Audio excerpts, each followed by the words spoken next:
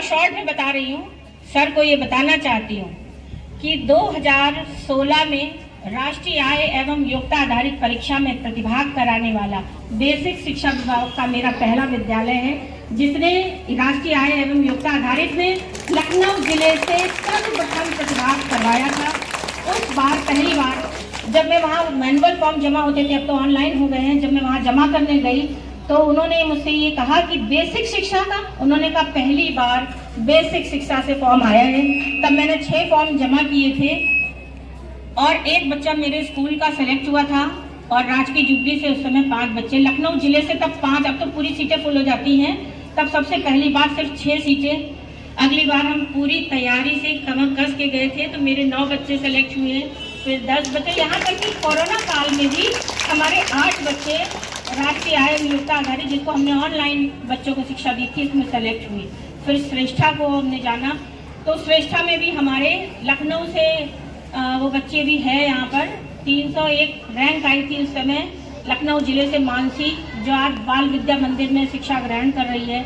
6 बच्चे लगभग बाल विद्या मंदिर में है, लखनऊ पब्लिक कॉलेजिएट में है, महर्षि विद्या मंदिर फतेहपुर में है, चिल्ड्रन केयर में है, सरस्वती में है। पूरे लखनऊ, पूरे भारत देश के अच्छे सीबीएसई बोर्ड के स्कूलों में हमारे बच्चे शिक्षा प्राप्त कर रहे हैं। कहते हैं कि जहाँ चाह वहाँ राह, संख्या हो गई, बच्चे हो गए, बस कमरे की कमी थी। अब जहाँ जहाँ जो भी, मैंने इतना परमात्मा की कृपा अपार रही है कि जो भी सोचा वो पूरा हुआ। परम श्रद्धेय अवनीश अवस्थी सर का भोलेनाथ की कृपा से महमूदपुर में आगमन हुआ और उनसे एक अतिरिक्त कक्षा कक्ष की मांग की गई, जिसको उन्होंने तत्काल पूरा किया और जिसके कारण एक अतिरिक्त कक्षा कक्ष बनाया गया, जो हमारे बच्चों की चूंकि बढ़ती संख्या के कारण हमें कक्ष की बहुत ज़्यादा ज़रूरत थी और वो कक्षा कक्ष का यहाँ पर निर्माण किया गया। और सर ने अभी कुछ दिन पहले आए थे, उन्होंने इसको देखा, वो काफ़ी अभिभूत हुए, प्रसन्न हुए। मैं अभिभावकों से ये बात कहना चाहूँगी, जैसा सर ने कहा कि टीचर तो पढ़ा रहे हैं, बीएसए सर ने हमारे कहा कि टीचर्स तो पढ़ाते हैं स्कूल में, लेकिन उसकी मॉनिटरिंग घर में करना बहुत ज़रूरी है। हमने इस बार से बच्चों को शुरुआत से ही ये शुरू किया है कि प्रतिदिन माता पिता से, चाहे वो पढ़े लिखे हो या ना हो, इमला जरूर कुछ शब्दों का वो बोले। वो भी जैसे आसपास साइकिल खड़ी है तो साइकिल बोल दें, स्कूल में दिखा दें वो जो शब्द उन्होंने 10 वर्ड बोले हैं। मैं सभी अभिभावकों से ये प्रार्थना करूँगी कि प्रतिदिन इमला जो डिक्टेशन जो है वो जरूर बोला जाए। बच्चों से आप कोई भी शब्द जानते हैं वो बोले, जो पढ़े लिखे हैं, आज तक तो सभी पढ़े लिखे हैं, जो पढ़े लिखे हैं वो देखकर जो भी पाठ पढ़ाया जाता है उसके कठिन शब्दों को बोले, प्रतिदिन उसको देखें। इससे बच्चों में लिखने का बढ़ेगा। और इसके साथ ही जो, जैसे हम लोग बचपन में थे ज़्यादा हिंदी वगैरह, हम अपना मूल्यांकन करके सोचते हैं कि हम लोग कैसे पढ़ लेते थे, अब बच्चों को कैसे दिक्कतें हो रही हैं, रीडिंग क्यों नहीं इतना।